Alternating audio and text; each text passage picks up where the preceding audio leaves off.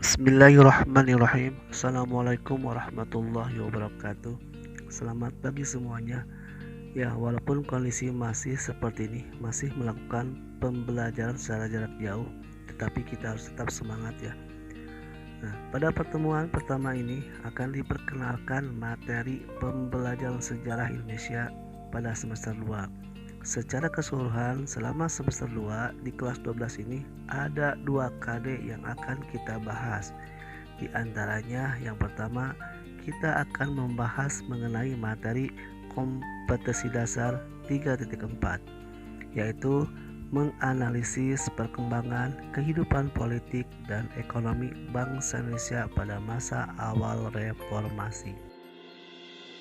Dalam KD 3.4 ini ya, kita mulai dengan membahas tentang latar belakang reformasi.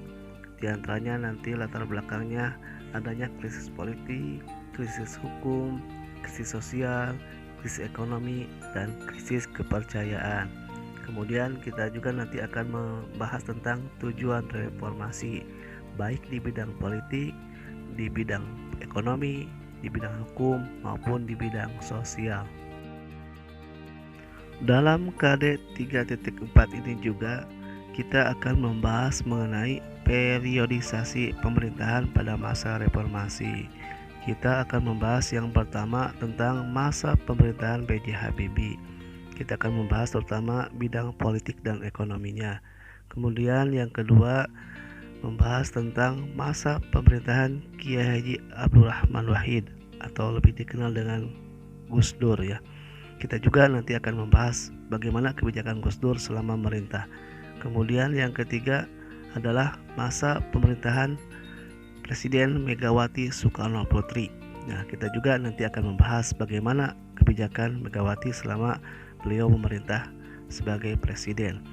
Dan yang terakhir kita akan membahas mengenai masa pemerintahan Susilo Bambang Yudhoyono ya, presiden yang berkuasa selama 2 periode.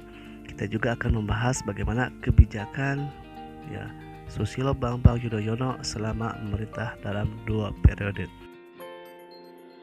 Materi yang kedua yang akan dibahas dalam sejarah Indonesia kelas 12 semester 2 ini adalah materi kompetensi dasar 3.5, yaitu mengevaluasi peran bangsa Indonesia dalam perdamaian dunia, antara lain KAA, Misi Garuda, Deklarasi Juanda, Gerakan Non-Blok, ASEAN, OKI, dan Jakarta Informal Meeting. Dalam KD 3.5 ini kita akan membahas mengenai keterlibatan dan peranan bangsa Indonesia dalam upaya perdamaian dunia. Di antaranya melalui yang pertama pelaksanaan konferensi Asia Afrika. Kemudian yang kedua misi perdamaian Garuda. Yang ketiga mengenai deklarasi Juanda. Yang keempat mengenai gerakan non-blok. Ya, jadi bagaimana peranan bangsa Indonesia dalam gerakan non-blok, gerakan yang tidak memihak blok barat maupun blok timur. Kemudian berikutnya kita akan membahas nanti mengenai peran aktif Indonesia dalam organisasi regional ASEAN ya. Lanjut, kemudian kita akan membahas mengenai peran aktif bangsa Indonesia dalam OKI, Organisasi Konferensi Islam.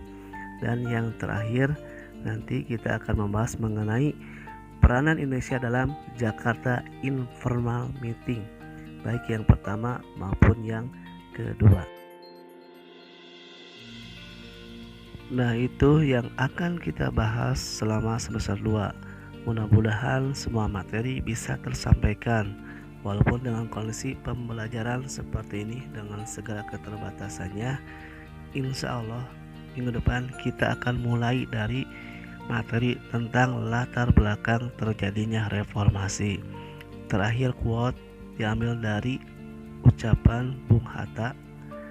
Beliau mengatakan seperti ini, pahlawan yang setia itu berkorban bukan buat dikenal namanya, tetapi semata-mata membela cita-cita.